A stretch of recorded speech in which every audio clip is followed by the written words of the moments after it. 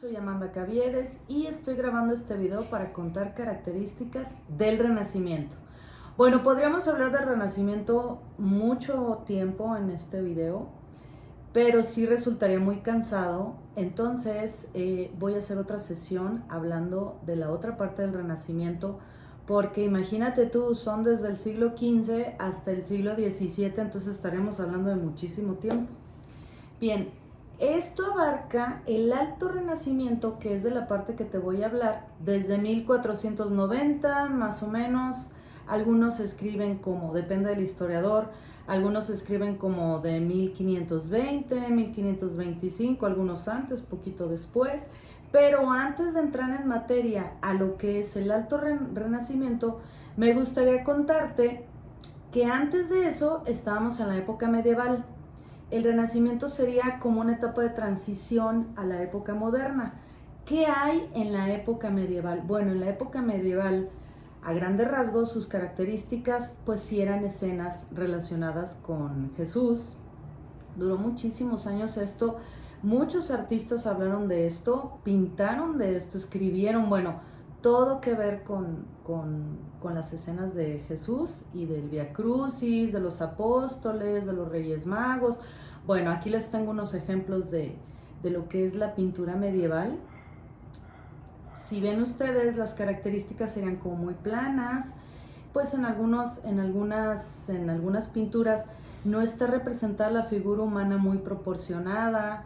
Los ejemplos que tengo sí son muy distantes en tiempo, porque acuérdense que fueron muchísimos años. Imagínense, desde Jesús hasta el siglo XV, pues estamos hablando de muchísimas pinturas, algunas representadas con hoja de oro. Bueno, aquí tenemos a grandes rasgos algunas de las pinturas que me gustaría que viéramos con detenimiento, porque sí sería muchísimo tiempo de lo que estamos hablando. Imagínense que yo les pasara fotos y fotos, todas eventualmente tendrían unas características similares. Pero, pasando esa etapa, entonces no es que entramos así de un día para otro, ya estamos en el Renacimiento, es un proceso también evolutivo, y esa parte pues sí hay que entenderla. En ese proceso evolutivo me gusta mucho poner un ejemplo de un pintor que está como en el borde del medieval y del Renacimiento. De hecho, él estuvo en el Renacimiento, y esa transición se alcanza a ver representada en su pintura del Jardín de las Delicias. Él se llama El Bosco. Si bien, si alcanzan a verlo, este es un tríptico, hagan de cuenta que es todo de madera, es lienzo de madera y está dividido en tres partes, está unido con bisagras. Es muy interesante porque ahí el Bosco ya está tratando de meter fondo. Pues es muy complejo el cuadro porque tiene muchísimas escenas. Si uno lo ve con detenimiento no alcanza a terminar realmente, porque es demasiadísimo. Tiene seres humanos mezclados con animales, todos revueltos en escenas pues sí un poco caóticas. También tiene, si se fijan, tiene fondo, pero ese fondo no alcanza a dar esa perspectiva característica del Renacimiento. Sí lo alcanzamos a percibir ahí. También tiene muchísimas especies de animales, muchísimas especies de flores, de plantas, pues bueno, el Bosco era otro rollo, era otro boleto. Me gusta mucho poner este ejemplo porque entrando al Renacimiento vamos a ver las grandes diferencias y podemos hacer comparativos. Bien, ¿qué estaba sucediendo en Europa en ese momento? Bueno, les cuento brevemente. En Italia, la figura máxima, la persona que gobernaba, era un papa. Este papa, en esa época, bueno, es que pasaron varios papas en el Renacimiento, pero uno muy importante sería Julio II, que básicamente él convivió con los artistas que les voy a presentar a continuación, y después León X. Quiero hablar de situaciones políticas en la historia marcadas así, más o menos paralelas. Les menciono estos dos papas porque son muy relevantes, porque ellos fueron los que encargaron alguno o muchos de los trabajos que voy a describir. En Francia, ¿quién estaba? En Francia estaba Francisco I. Francisco I era un amante del arte, a él le gustaba mucho. Son de esas personas que aportaron. Les menciono a las figuras de máxima autoridad porque gracias a ellas entonces era aceptado y entonces era también promovido y pues pagado. Eso hacía que creciera ese movimiento, esa ideología en varias partes. Originalmente Italia lo tiene como movimiento propio, pero eso no quiere decir que se esparciera en otras partes de Europa. En España, por ejemplo, lo quiero mencionar porque eso es muy importante aquí en México. En España, paralelamente a ellos, estaba Isabel la Católica y Fernando de Aragón, eran los reyes católicos. Si recordamos en la historia, Isabel se supone que fue la que la que entrevistó a Cristóbal Colón. Cristóbal Colón le propuso la nueva ruta de las Indias y le pagó unas moneditas para que la buscara y bueno, eventualmente llegó Cristóbal Colón a América. También en Inglaterra, ¿quién estaba en ese momento? Bueno, estaba el rey Enrique VIII, sí, Enrique VIII. Sería un super programa lo que se podría encontrar o expresar de Enrique VIII. Él fue el rey que se casó varias veces. Bueno, en ese momento de la historia se podían casar una vez. ¿Sí? El Papa era el que avalaba el matrimonio y entonces ya saben que en la realeza se hacían como ciertos convenios con quien se casaba cada quien para que los países entre sí se hicieran favores. Pues Enrique VIII, como no le dio un hijo, la reina española, pues decidió casarse con otra persona más joven que le diera un hijo. Y entonces se casó con Ana Bolena. Y de ahí, para poderse casar con Ana Bolena, pues se tuvo que separar de la iglesia porque la iglesia no estaba a favor del divorcio. Entonces sí, él es el rey que separó a Inglaterra de la iglesia. Bueno, quiero por favor regresar a lo que estaba, ya entendiendo más o menos qué estaba sucediendo alrededor de Europa. Ay, me olvidaba, quiero mencionar también a Carlos V. Carlos V estaba en Alemania. Después de que fallecieron, bueno, después de que ya no estaba la realeza de España, los reyes que les había mencionado, los reyes católicos, a la par, Carlos V estaba gobernando también España y después no fue eterno, pero sí, Carlos es importante porque estuvo gran parte del movimiento, sobre todo del Alto. Ok, y una vez entendiendo qué estaba sucediendo alrededor del mundo, me gustaría exponer las características del Renacimiento, del Alto, porque sí son muy distintas, porque estamos hablando de muchísimos años, no son 3 días, son años y años. En el Renacimiento, en el Alto, una de las grandes características pues es que se abrió un poquito la pauta, el humanismo, y entonces la idea de trabajar solamente para Dios pues empieza a evolucionar y a ubicarse el ser humano como individuo. A todo esto yo no estoy diciendo que no se había hablado de humanismo desde antes, ¿sí? Por ejemplo, tenemos a Sócrates y que él estaba expresando ya el análisis de la existencia. Pero recuerden que ya en este momento, pues Sócrates ya se había olvidado y el Renacimiento agarra todo ese aprendizaje y lo empieza a aplicar en su movimiento como de pensamiento, de expansión. Eso también repercutió favorablemente en la ciencia. También en la época medieval, pues sí era muy difícil que se expresaran ideas nuevas. No se podía decir, bueno, esta medicina sirve para esto, porque para aquello habría que investigar, pero investigar el cuerpo, cómo funcionaba, pues no era bien visto. Bueno, pues después de que ya está esa ideología de apertura, es que también a los científicos les dan la oportunidad de experimentar. Para entonces ya teníamos la imprenta. La imprenta es muy importante porque el conocimiento ya se esparce más rápido, ya no es hacerlo a mano. Los libros, pues imagínense, eran carísimos. Bueno, pues ahora ya tenemos oportunidad de leer. No todos podían leer, pero sí las personas relacionadas con el conocimiento y todas aquellas figuras máximas. Bueno, también una parte muy relevante del Renacimiento es que se trajeron aquellas figuras de la antigüedad, de Grecia y de Roma, sobre todo en canon de belleza, a este momento ya de la historia. Ustedes van a ver las características después con las fotos que les voy a poner en pantalla, y entonces vamos a comprender también por qué ese estilo o por qué esas figuras, ¿sí? Bueno, también ahorita quiero entrar en materia a lo que son las características en las artes.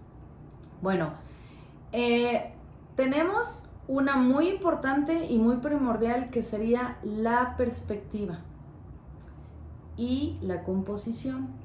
Si recuerdan ustedes, hace unos minutos vimos unas pinturas que eran súper planas. No había un contexto alrededor, precisamente porque la ideología era adorar, ¿sí? Acá ya se empieza a humanizar. Entonces, ¿qué hay detrás de mí? ¿Qué hay adelante de mí? ¿Qué hay a un lado de mí? Y eso promueve en la plástica, en la pintura, sobre todo en la pintura, el fondo, las composiciones que ya sean, pues si son horizontales, pues ya podemos meter otros elementos, y básicamente estamos hablando que ya tenemos dimensiones. Esas dimensiones nos van a llevar a la anatomía, a la figura humana y a su estudio, que es muy importante en ese momento. Por eso vemos tantísimas figuras humanas, desnudos, bien proporcionados, porque ese estudio llevó y promovió a que entonces se pintara más a la realidad, ¿sí? Eso es muy importante en el Renacimiento. Ya después vemos, a lo mejor son cánones de belleza muy distintos a los de ahora, pero sí eran personas pues como más robustas, más redondeadas, que sí hay que aclarar, ya son más proporcionadas. Y se estaba buscando también hacer un paisaje, hacer un atrás, hacer un adelante, a pintar animales, a pintar flores, a pintar árboles. Bueno, es que ya se abre una gama. Imagínense ustedes un detalle tan pequeño como el humanismo, lo grandísimo que llega a ser y que repercute socialmente en muchísimas más cosas. Bueno, una de las cosas marcadas y escritas, y viene aquí el Renacimiento con una pintura que es muy importante, que es la Última Cena de Leonardo da Vinci. Bueno, no me voy a detener tantísimo en Leonardo da Vinci porque Leonardo da Vinci sí aquí nos está marcando que él nos dice, este es el Alto Renacimiento, y empezamos con él porque tiene un estudio de perspectiva en la Última Cena.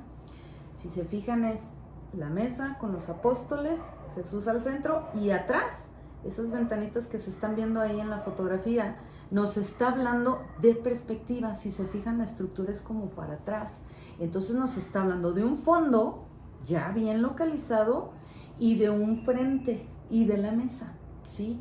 Entonces estamos viendo todo un juego de composición, de perspectiva y de proporción, sobre todo en la figura humana. ¿Por qué no me quiero detener tanto con Leonardo da Vinci? Pues es que Leonardo da Vinci tiene muchas obras muy interesantes en la plástica, pero él era una persona súper curiosa, súper curiosa, y no se dedicó en toda su vida, en todo su tiempo, a lo que son las artes plásticas. Él se puso a investigar más de biología, de anatomía, trató de investigar algunos temas de ciencia, trató de diseñar o avanzar algunos inventos que ya tenían los italianos ahí ya sobre la mesa. Entonces, pues sí, no podría. Y luego también Leonardo da Vinci se fue a Francia. Entonces no estuvo totalmente envuelto en lo que serán las artes plásticas, que aclaro, su aportación en las artes plásticas es tremenda, es grandísima, pero no nos vamos a detener tantísimo. Lo que sí quisiera mostrarles, y muchísimo, es que no nada más Leonardo da Vinci tiene la Mona Lisa, no nada más Leonardo da Vinci tiene la Última Cena, Leonardo da Vinci tiene obras muy famosas, muy buenas, y algunas no muy conocidas, y me gustaría presentárselas. Por ejemplo, bueno, tenemos La Última Cena, que será la que abre la pauta, la que se escribe, que es del Renacimiento, la Mona Lisa, la Virgen de las Rocas, que ojo aquí, la Virgen de las Rocas ya tiene una composición pues de cuerpo completo, tiene varios personajes, tiene un fondo muy bien logrado, tiene esos bebés, entonces si se fijan básicamente es como un triángulo, pero tiene muchísima profundidad, es muy buena pintura. También tengo esta del Salvator Mundi. Bueno, esta pintura, ay sí, quiero mencionarlo porque pues es grandioso. Se encontraron con esta pintura y se estaba especulando si realmente era de Leonardo da Vinci o era de alguno de sus artífices. Pero, pues bueno, ustedes ya saben cómo es el movimiento de dinero, pues eventualmente se dijo que sí era de Leonardo da Vinci, entonces ya se imaginarán el dineral que costó. Hasta ahorita, si no es que ha cambiado en estos días la historia, el Salvator Mundi es la pintura que se ha vendido más cara en la historia del mundo, precisamente porque era de Leonardo da Vinci, y Leonardo da Vinci no tiene muchísimos trabajos como a lo mejor tenía Rafael Sanzio, ¿verdad? Pues imagínense todo aquello para arriba, se fue para arriba. También está que me encanta, me parece una pintura muy bella, es La Dama con el Armiño. No es muy representativa como puede ser a lo mejor la Mona Lisa, pero a mí personalmente me gusta mucho. Y esta está espectacular, me encanta. Esta es mi pintura de Leonardo da Vinci, es la Virgen y el Niño con Santa Ana. Vean nomás el movimiento de la pintura, la composición, el color, el fondo. Bueno, ahí sí digo yo, Leonardo me encanta esta pintura.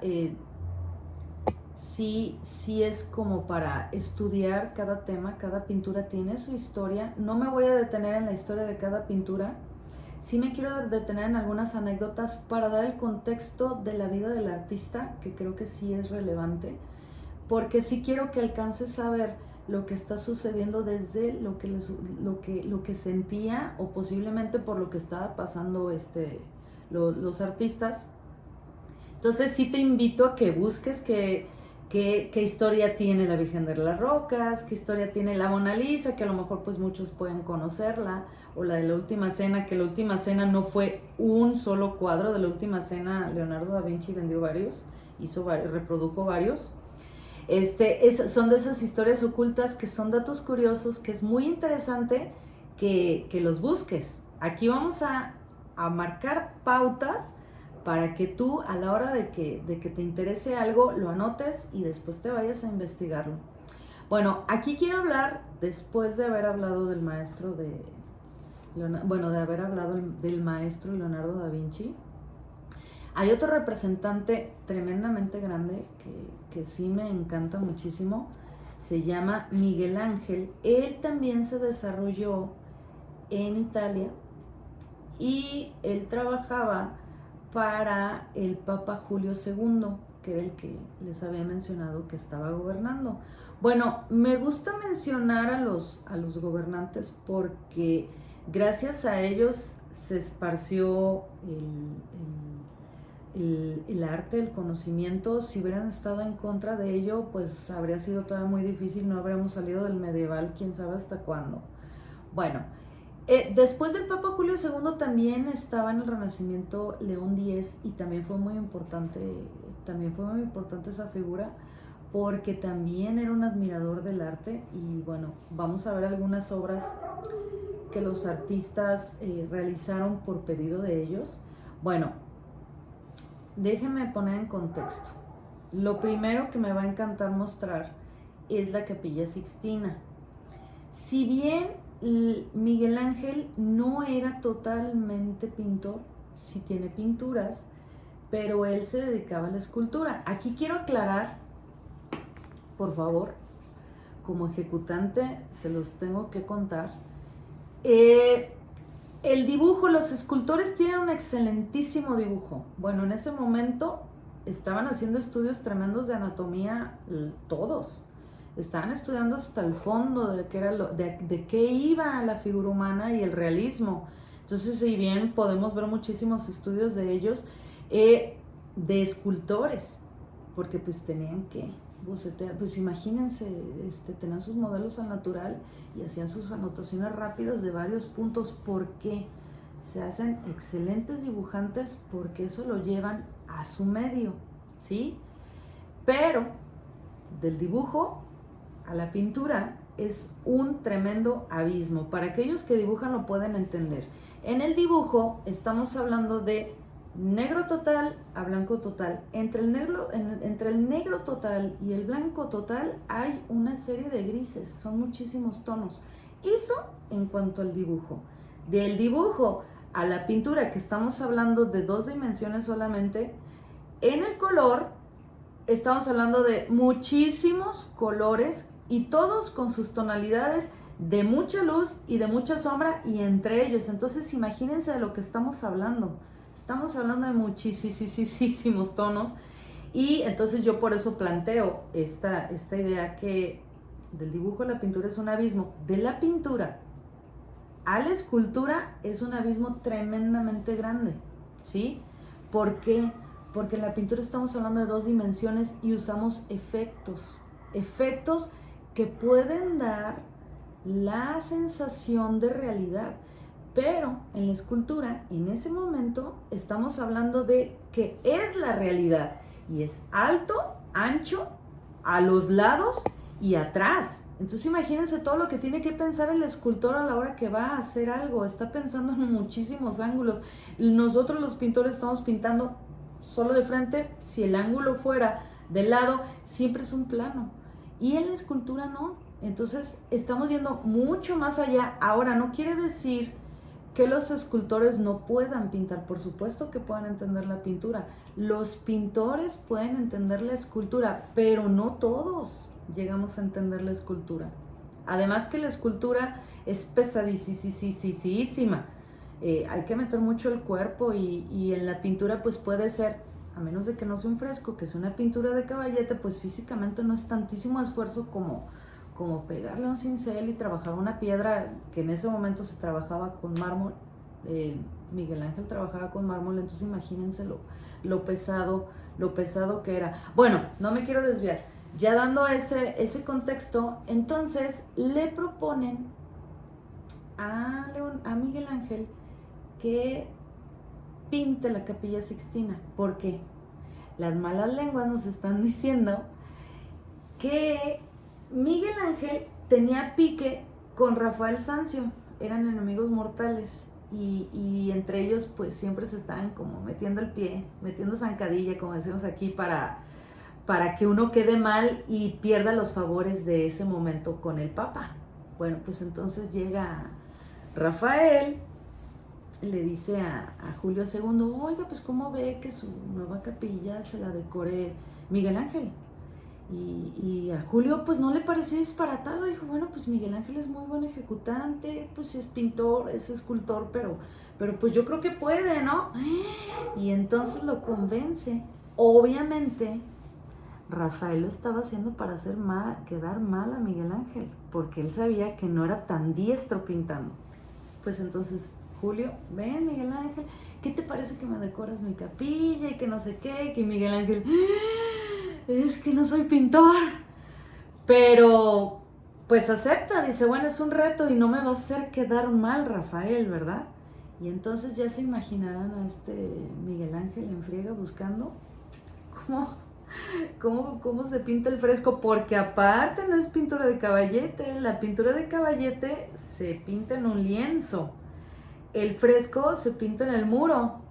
Y déjenme decirles que pintar en el muro es una cosa tremendamente difícil también, porque físicamente hay que subir y bajar. Ustedes dicen, ay, subir y bajar, sube y baja un andamio de no sé cuántos metros, que si se te cayó un pincel y no tienes un artífice ahí, que baja hasta allá tantos metros, súbete, que se te acabó el pigmento, que se te acabaron las tierras, que es verdaderamente una barbaridad, porque tú eres el que se mueve, tu pintura no se mueve, tú te mueves y en aquellas alturas. Y aparte de todo aquello, él no era diestro. no era diestro en la pintura. Entonces, imagínense ustedes todo aquello, pero también hay que contextualizar, le encargan el Antiguo Testamento. Toma, aquí está el Antiguo Testamento, léelo, léelo. Y hace un resumen visual. No tu resumen así distant, no, visual. Entonces, también aquello tenía un grado de dificultad tremendo. A la hora que él ya tiene, pues sus dibujos en grandote, esos dibujos en grandote los pasaban a la pared directo, pero los tenían que ser gigantescos, imagínense. Y entonces, pues se entera cómo se pintaba, entonces suponía cómo lo iba a hacer. Bueno, la pintura al fresco me parece muy complicada porque pues se prepara el muro, hay que picarlo, le ponen una mezcla, lo enjarran y arriba de ese enjarre, un poco brusco, le ponen una capa delgada. Esa capa delgada la tienen que dejar un poquito más húmeda que la de abajo porque en ella se va a pintar antes de que frague, ¿sí? Porque cuando fragua, ¡fum! Entonces se queda atrapado ahí el pigmento y sería, yo lo entiendo como algo, como lo que sucede cuando te tatúas, como un tatuaje. Y así queda más tiempo, pues, el color en el muro. Entonces imagínense, no soy diestro en la pintura, será mi primera vez que lo haga, entonces lo tengo que hacer muy rápido. Pues bueno, fue ensayo y error verdaderamente del pobre de Miguel Ángel con la Capilla Sixtina. Tuvo que tumbarlo en algún momento, volverlo a hacer, esperar a que hicieran misa. Bueno, todo aquello tiene mis respetos. Tiene escenas muy interesantes, valdría la pena que lo buscaras, que vieras muchísimas más. Aquí te muestro algunas. Pero sí hay que explorar muchísimo más porque tiene bastante que aportarte la historia de la Capilla Sixtina, las escenas, que bueno, tenemos una muy bonita que es la de la creación, que esa, bueno, al pasar del tiempo la vemos, a mí es una de mis escenas favoritas, pero tiene muchísimos personajes que sería interesantísimo que los vieras. Bueno, como pintor, sí tiene más obras, pero no me quiero detener en ellas porque su escultura es muy relevante. Me encanta la escultura. Bueno, aquí tengo el David, que bueno, es la estrella de siempre. De frente, acercamiento a su cara, ya lo vimos previamente cuando les estaba contando lo de las esculturas. Aquí hay una que tampoco no es muy conocida, es un relieve, se llama la Madonna de la Escalera. Es un bajo relieve, para ser exacto. El relieve, pues imagínate tú, es un bloque de mármol y entonces hay que pegarle y entonces empiezas a quitar de la escultura, no a poner, ¿sí?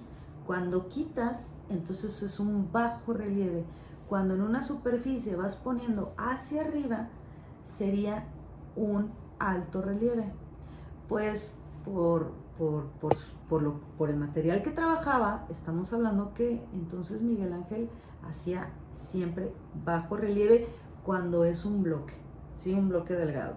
Bueno, aquí entonces lo ejemplifica la Madonna de la Escalera. Este también que es muy interesante, Centauromaquia. Uy, es una escena espectacular. Imagínate tú hacer todos aquellos personajes. Qué increíble, qué extraordinario. Yo no me imagino cuánto podría tardar. Claro, tenía ayudantes.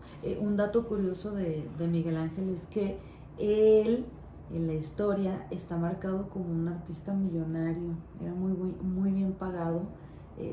Pues la verdad es que sí es muy alentador. Porque si no le hubieran pagado tan bien, pues a lo mejor no tendríamos todo aquello para disfrutarlo. Aquí tengo la Piedad. La Piedad es, yo he hecho algunas pinturas de la Piedad, del rostro de ella. La verdad es que me ha sido muy conmovedor porque lo he logrado ver a detalle por tratarlo de reproducir. A mí ella me parece sublime. La escena en realidad, pues es una escena pues trágica, pero si nos enfocamos en el rostro de ella, la verdad es que alcanzamos a ver una dulzura, una ternura, como si verdaderamente estuviera llorando por su hijo, ¿verdad? Hay que estudiar la historia, es muy interesante. Tengo también la tumba de Julio II. Recuerden ustedes que Julio estuvo una temporada y después entró León X. Bueno, vean lo espectacular de la tumba de Julio. En ella también tenemos otra que es la tumba de los Medici. Vean nomás, ahí está el Moisés. El Moisés es una de mis obras favoritas de Miguel Ángel. Vean ese detalle, la barba, las manos. De verdad es que es un gran exponente. Aquí alcanzamos a ver, aunque sea escultura, pues sí vemos esas características de proporción, de anatomía, de perspectiva, de realismo. El estudio tan grande de la anatomía, de verdad a mí me impresiona muchísimo porque tiene todos los músculos, absolutamente todos los músculos, cómo se le transparentan esas venas, la barba. Bueno, el estilo que tienen los rostros sí están muy parecidos al estilo de rostros de la cultura griega. A ver, aquí está un comparativo, si lo observan, tiene todo. Recuerden que una de las características es que se había traído a las culturas antiguas en ese presente. Bueno, una vez viendo a Miguel Ángel, me encantaría que viéramos a Rafael. Rafael también es un excelente representante del Renacimiento. Me gusta mucho mostrarlo porque pues a veces andamos medio perdidos y no se ubica tanto esa figura como muchos otros. Sería como una introducción solamente para dejarles esas pautas y dejar claro lo que es el Alto Renacimiento y sus características. Pero si le buscas vas a encontrar muchísimas más y muchísimas pinturas muy interesantes, no solo en Italia. Bueno, Rafael Sanzio, vean nomás, el retablo de Baglioni lo quiero poner porque estamos hablando de esa perspectiva. Si bien no es una pintura mucho, extremadamente realista, pues sí estamos hablando de proporción y estamos hablando de fondo y estamos hablando de composición y sí, ya nos introducimos en el realismo. O sea, no es un abismo de diferencia lo medieval que les enseñé hace ratito con lo que les estoy mostrando ahorita. El éxtasis de Santa Cecilia, que ya entonces vamos avanzando en el realismo con Rafael Sanzio. La escuela de Atenas, que sí sería muy espectacular porque tiene una excelente perspectiva, es un mural, es de los más famosos de Rafael. Me gusta mucho la iluminación que tiene, pues obviamente estamos pensando en perspectiva y ahí la reprodujo él muy bien. No hablemos de la anatomía y de las proporciones y del realismo, aquí ya es otra cosa. La transfiguración, que es una pintura muy interesante de Rafael, porque entonces tenemos aquella figura hacia arriba y entonces se va desglosando lo demás. Siempre cuando hay figuras arriba estamos hablando como de algo divino y ahí lo representa muy bien. Aquí la Madonna Sixtina, bueno, todos la conocemos sin saberlo a lo mejor. Si ustedes ven la escena, pues es ella cargando un bebé con dos personas a los lados y hasta abajo tenemos a dos angelitos que han salido en infinidad de cosas que la verdad es que es hasta súper gracioso porque lo ponen en bastantes cosas hasta en nuestro momento en playeras, en tazas con cerveza, con mil cosas. Son muy curiosos y yo creo que a la gente de la mercadotecnia le ha llamado la atención porque estás viendo una escena así como muy divina y de pronto ves los angelitos que están hasta el plano de enfrente, dan una sensación como de que están afuera de la pintura por cómo están recargados sus manitas, por cómo están puestas, de que son otro cuadro. Me gustan ese tipo de cuadros que se esparzan de esa manera porque entonces estamos envueltos sin saberlo, ya lo tenemos grabado, que convivimos tanto con ellos que lo antiguo está con nosotros a pesar de que no sepamos de quiénes son. Aquí está un retrato de Julio II, pues bueno, ya está manejando un claroscuro, inclusive tiene ahí, está sentado él en su trono y tiene ahí a sus súbditos, tiene una perspectiva muy interesante, pero sobre todo, ojo en ese claroscuro, porque después eso va a dar una pauta muy interesante en lo que sigue de la historia. Al pasar del tiempo, esas pequeñas pautas después se hacen unas pautas tremendas que generan también un movimiento.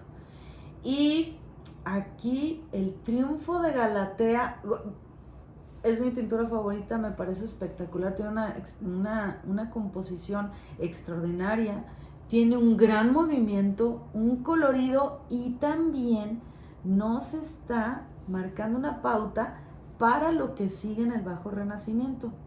Eso después, esas características después las vamos a ver más a fondo, pero aquí miren nomás lo espectacular, esa composición, esas proporciones, esa perspectiva. Bueno, pues Rafael, solo Rafael, un gran maestro. A ver, aquí quiero hacer un tiempo fuera del Renacimiento en Italia. Sí me gustaría que viéramos qué estaba sucediendo en otras partes del mundo. Bueno, acá estamos hablando del Renacimiento, que floreció, que esto, que el otro, que el rey, que... Bueno, ¿qué estaba pasando, por ejemplo, en América? Ahí por los años de cercanos o alrededor de 1500. Bueno, en América estaba floreciendo el Imperio Azteca, obviamente antes de que llegaran Cristóbal Colón. Estaba el Imperio Azteca. Este imperio, pues sí, no estaba muy atrasado, tenía muy buena organización, tenía muchas cosas que no había en Europa, y tenían una ideología. Acá era politeísta, no estaban dedicados solamente a un dios, pero sí tenían un emperador. Bueno, estaban muy bien organizados y su medio artístico también estaba muy definido, además tener una arquitectura muy sobresaliente. Bueno, ya por el paso de la historia, pues no podemos ver el Templo Mayor, pero sí podemos ver algunas otras estructuras y algunos de sus trabajos. Eso en México, ¿sí? Que es parte de Norteamérica. ¿Qué estaba sucediendo en el sur de América? También otra civilización fuera de serie que se llamaban los incas. Ahí estaba el Imperio Inca también floreciendo junto con el Renacimiento en Europa, junto con los aztecas en México. A ver, este imperio estaba en una parte de Ecuador, iba bajando, iba por el sur, en Bolivia, en Chile, en Argentina y en gran parte de Perú. Una representación del imperio que no sería todo, pero es muy llamativo, pues era Machu Picchu. Y aquí quiero mostrar algunos de sus ejemplos de vasijas y de esculturitas.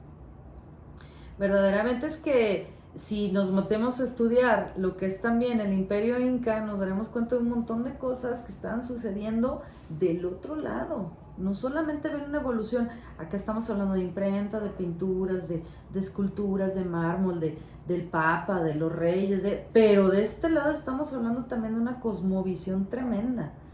Bueno, esos dos grandes imperios en América. Por ejemplo, ¿qué estaba pasando en China? ¿Qué había en China? Algo en Asia. En Asia estaba la dinastía Ming. Ellos florecieron porque por fin ya habían logrado expulsar al Imperio Mongol. El Imperio Mongol siempre estuvo sobre China y sobre muchísimos territorios. Eso sucede, ese Imperio Mongol, cuando estaba Gengis Khan, y antes de Gengis Khan y después de Gengis Khan, pero me encanta Gengis Khan y lo tengo que mencionar porque era un excelente ejemplo de guerrillero y de comandante. Bueno, a mí esa figura salvaje y bárbara me encantaba. Bueno, muchísimo después de Gengis Khan, entonces se hizo una cultura bélica en China. Y bueno, antes de la dinastía Ming, pues se encuentran más o menos hace poquito, no fue hace cientos de años, fue hace poquito, fue en los 90s, al ejército terracota, por ejemplo. Es un gran ejemplo muy interesante de que antes de la historia del medieval estábamos con con una civilización que ya estaba avanzando también, ¿no? Y bueno, ya conocían la pólvora, ya conocían también la imprenta, ya tenían su color rojo, ya sabían de la seda, ya tenían un proceso tremendo de la seda con esos textiles increíbles que, bueno, hasta hoy es súper bien pagado. Su cerámica, bueno, todo eso se logró esparcir y desarrollar con más maestría después de que se expulsaron los mongoles. Y este es uno de los ejemplos que suceden con la dinastía Ming, que atrás estamos viendo que tiene un legado tremendo, larguísimo, larguísimo. Era China y el mundo aparte, porque China se encerró, como le estaban gobierno molestando y molestando, entonces China se encerró y mucho tiempo estuvo desarrollando por sí misma muchísimas cosas que también ya se habían desarrollado en Europa, entonces no estábamos tampoco atrás en China. Si bien ven, bueno, es muy famosa la cerámica china, pero China tiene una larga historia con el pincel y la tinta y la caligrafía, ¿sí? Y si vemos aquí algunos ejemplos de sus paisajes, pues sí estamos hablando de fondo, de forma, de realismo, ejecutado diferente, pero sí estamos hablando de cosas muy similares de lo que estamos hablando en el Renacimiento. Entonces también muy atrás en la historia, pues tampoco estaban. Y sí me parece muy interesante observar esas grandes diferencias, pero que si lo vemos más fríamente, pues sí podrían embonar en muchos aspectos, ¿verdad? A ver, eso estaba sucediendo en Asia. Si tú te pones a investigar qué estaba sucediendo en otras partes del mundo, curiosamente puede coincidir que había un florecimiento. Aquí ya tenemos tres: el Imperio Inca, el Azteca y los chinos, al mismo, más o menos paralelo en el tiempo del Renacimiento. Me encantaría, te reto a que busques algún florecimiento fuera de lo que ya te he mencionado. Bueno, una vez haciendo ese intermedio del arte, ahora en la historia general, bueno, hay que regresar al movimiento que bueno, si nos ponemos a buscar artistas en Francia, artistas en España, artistas en Inglaterra, vamos a encontrar artistas que cubren algunas de las características, pero hay que recordar que esas características sí eran propiamente en Italia, pero como el ser humano esparce y tiende a mover esas noticias, pues se recorrieron por todo el mundo y esas características fueron llegando después, no tantísimos años después. Habría muchos que estaban compartiendo esa ideología y que se sentían cómodos con ella. Bueno, aquí tengo un ejemplo del momento y una transición al Bajo Renacimiento, como ya les había comentado antes, en la época medieval, eso fue antes. Vimos lo que eran las características generales y me gustaría como la salida. Esto se dio en Alemania. Como les mencioné, hay muchísimos ejemplos de artistas. Yo les estoy poniendo unos representantes máximos, pero máximos también hay muchos, entonces hay que buscar. Bueno, quiero mencionar a Alberto Durero. Alberto Durero era alemán. Recuerdan ustedes que estaba al mandato de Carlos V. Me gusta mucho Alberto Durero porque es un gran representante de lo que es el Renacimiento. A él le tocó estar así como lo que estoy diciendo que le pasó al Bosco, a El Bosco.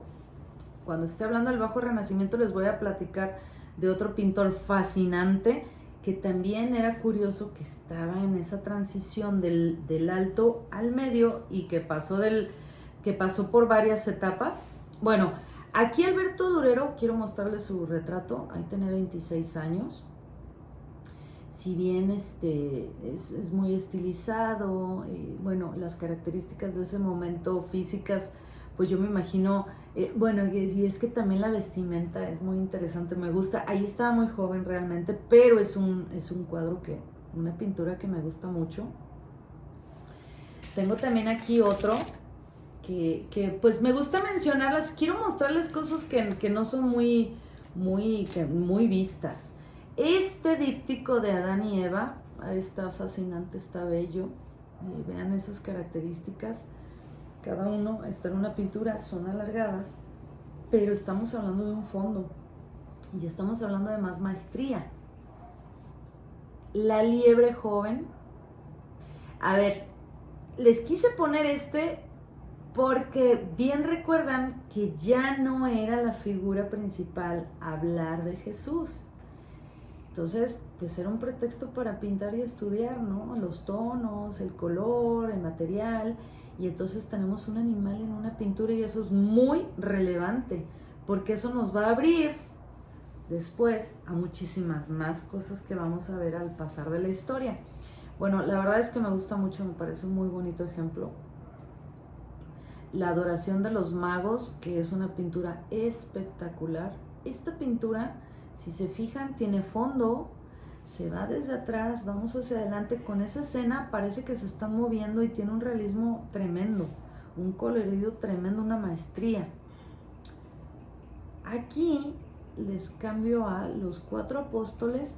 Híjole, es una de las pautas que ya les mencioné con Rafael Sanzio en claroscuro.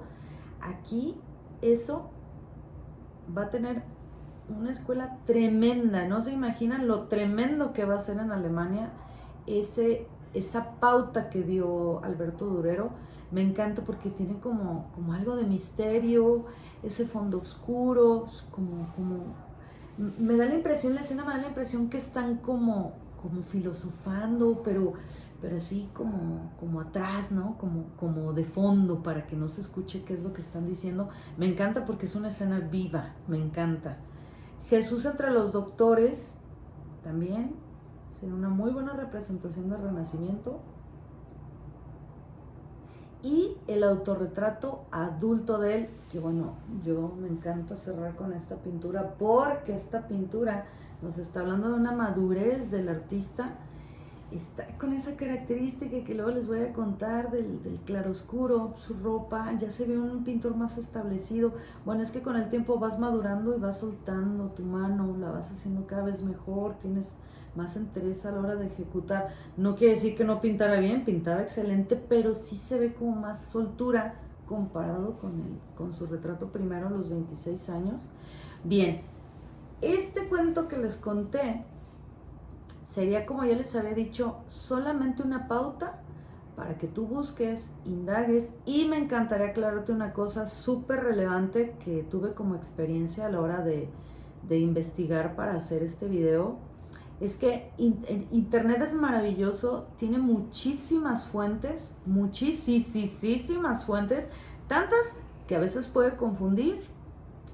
No des, por cierto, que todo lo que se ve en Internet es real. También los libros ayudan muchísimo a encontrar datos, y luego cuando tú hojeas un libro, ese libro te va a llevar a muchísimos más mundos. Te recomiendo mucho que si no tienes al alcance unos libros, pues sí, ve a la biblioteca, visítala, busca libros del Renacimiento, porque sí, te voy a decir que son irreemplazables. En Internet la información tiene que ser muy específica para que encuentres tal cual lo que tú quieres, y si no tienes a veces esos datos muy claros, te va a llevar a un laberinto. Entonces sí es una excelente herramienta, te invito a que busques, a que investigues, pero también sí te invito a que observes en libros muchísimas más cosas, que amplíes ese conocimiento, y que estoy para ti en el siguiente video. Chao.